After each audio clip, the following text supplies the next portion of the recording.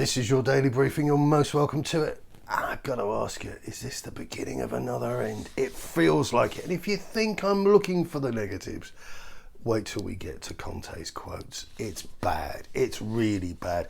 I'm struggling to see how worse it could be. The positives surrounding Spurs at the moment, they're very straightforward, but they are kind of the elephant in the room. Playing really unappealing football in the Premier League, but the standard is low. Don't embarrass yourself. The standard is very low. When you've got a weekend where Manchester City beat Manchester United by 6-3, is the penny not dropped for you yet? And then we play the same quality of football in Europe in one of the softer groups of the Champions League competition, and we don't pass muster. We don't stand up to much scrutiny. So the plan is, in the minds of the, I don't know, let's call them Football London readers, for one of, that we keep Conte around forever. He keeps on qualifying for top four. The hamster gets back on the wheel. We go into Europe home before the postcards. He's not going to put up with that. Let's go to the quotes. They're really nasty. It's the second paragraph where the real killer is, but, here we go. I try to do the best for the team. If they trust me, then they trust me. But choices are mine. If I didn't decide to pick one player, it's maybe because he's not ready. We are talking about a young player with a good prospect, but I repeat, I try to pick the best team. He's talking about Jed Spence, and again, I'll keep this brief, but it's these crappy little football writers, these guys who in another life would be working in biscuit factories, contributing nothing to the planet at all apart from just getting the product out. Ba-dum, ba-dum, ba-dum. It's all about productivity these days. Years ago, I remember the time when they went into the Daily Telegraph offices and they just threw out everybody that was on a salary and they'd replaced most of them with interns. And now you're looking at creatures like Matt Law, and he's the pick of the pack. The quality, it's a race to the bottom, and that's what's causing a lot of this situation, the way that the news is framed, and it's the infantilization of what we're dealing with here. I'm the only guy talking about it, but I don't care. Like and subscribe. Smash the like. Second paragraph. Also, Dirty last season played every game. Now I'm not seeing him in the right way to start the game. I'm not stupid. I don't want to lose. I try to pick the best team. If they trust me, it's okay. If they don't trust me, then I'm the coach and I need to take the best decision for Tottenham. Everything I've seen online to date has focused on the I'm not stupid, because that's a very easy to package. We're back to the biscuit factory again, but it's a very easy way to get the message across that when it comes to evaluating Jed Spence, he's the one holding the training sessions, he's the one with the CV, he's the one that's always on the big bucks, he's the one that wins. He should have some respect, be shown some courtesy, some professional courtesy, but he's not dealing with professional people. He's dealing with a howling mob of toddlers on social media, and then a press pack that represents those morons. But this is the killer line, and if you've missed it, I'll go through it for you a second time, because this is the really worrying bit. And if you don't find this worrying, it's the English language. I don't have a time machine. I can't take you back to school, and if I could, I just don't have the time.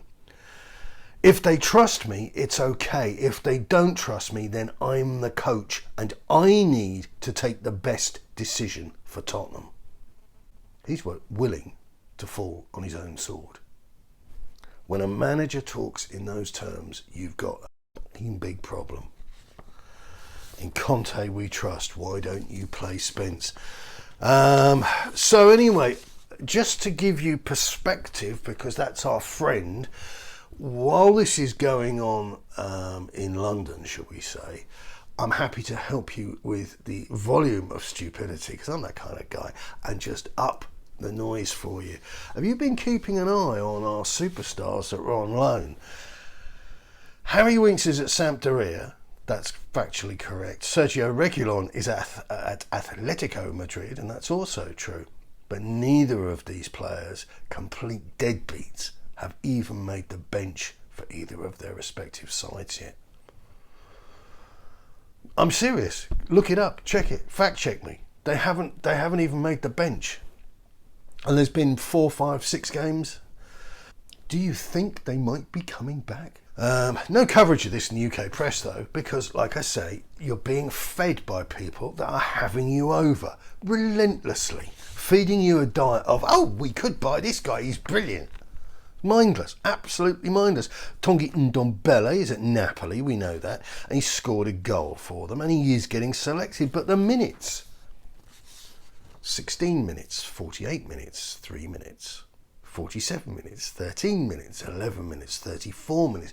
Do you think they are going to buy him? More to the point, let's stick with what we know. Let's stick with what we can be told. Who's paying his wages? Fabrizio Romano said that Napoli are covering the main part of his salary. Yet a print edition of Gazzetta dello Sport, and that was back on the 15th of August, claimed that Napoli would only be willing to pay half of the Spurs star's wages during his spell at the Diego Armando Maradona Stadium. So, beyond the why can't THFC lie straight in bed conundrum, why can't we just get the information from these people so we absolutely know the state of play? Because, like I said to you before, they're hiding them. They're moving them out of the way. It's like not doing the washing up and shoving it in a cupboard before your mum comes round. That's what we've done with these guys. There isn't a process that's been initiated. They've just been hidden. The reason I'm asking about the money in terms of these clowns that have been hidden, your mum's coming around, quick, shove that under the bed, throw that out the window, which is what's happened with these guys in the main, and I'll go through them for you in a minute, I'll continue going through them. But I want to know, because we're not stupid yet, and again, we go back to Football London. Alistair Gold did a wonderful piece the other day talking us through his matchday experience with the NFL, and one of the lines we were given was spoon-fed, was that there was this sugary goodness that it was £1 million alone on receipts, matchday receipts for food and beverages. Tell me that ain't a game changer. Well, in isolation, in theory, yeah, sure it could be, but if Tanguy Ndombele's wages are £100,000 a week, that means every 10 weeks, that goodness that you've brought in via the NFL is gone. And there's no mention of operating costs, which got to be phenomenal, dealing with 60,000 people. So, continuing the theme, Joe Rodon, he's starting every game for Rouen. A cursory glance at his numbers suggests he's doing okay in that league. Some terrifying loss of possession, but there we go. That's what you get in that league, that division. Giovanni Lo Celso is doing well enough at Villarreal. Couple of goals, smattering of shot assists. Not a player you'd hammer down the door to try and buy, so is Levy going to come up with a number that works for them? Who knows? But ironically, it's Destiny Udogie who looks the brightest of all the players currently wearing somebody else's shirt. Meanwhile, in Gotham, of course, people are bickering over the obvious faults of Emerson Royale player Daniel Levy didn't buy from Real Betis for chump change, but willingly overpaid Barcelona for. And people are going to say, well, how do you have control over what other clubs are doing? I mean, this is just looking for problems. No, not really. Spurs have a relationship with Real Betis. Serge Aurier went there, Giovanni Lo Celso came from there, and we've been linked this season with striker Antonio Sanabria. And also we've done some business on the women's football with them as well, so it's not like we don't know the phone number and aren't aware of their personnel. All these clubs these days, the internet, everybody's aware of what's in at somebody else's stable, and the idea that Spurs bought Emerson in and have put such a burden of responsibility upon him is just ridiculous. But if you want to shout, oh no, get out my club and don't pick him, if he picks him it's all yeah, be my guest, but you're wasting your time, not mine. Frankfurt away tonight, and here's your team news. Tottenham will again be without Dejan Kulusevski as the midfielder continues his recovery from a hamstring injury, suffered on international duty with Sweden. Lucas Moura is also still sidelined, but the Wales defender Ben Davies is fit to return. No joy. It comes back to the squad after recovering from a knee injury. Moura and Kulusevski ruled out. Conte could give Spanish forward Brian Gill a first appearance of the season. When asked about the severity of Kulusevski's injury, the Spurs boss admitted he was unsure when a 22-year-old would return. There's a video I got sent yesterday. It was so long, massive video, and I don't know if it's still downloading, but I'm going to just grab the first few minutes, and I won't stick it into this because it'll make things more complicated, but I'll publish it before kick-off this evening. You should see the demeanour, the body language, the facial expressions of the Spurs players as they're warming up. Absolutely depressed, a lot of them.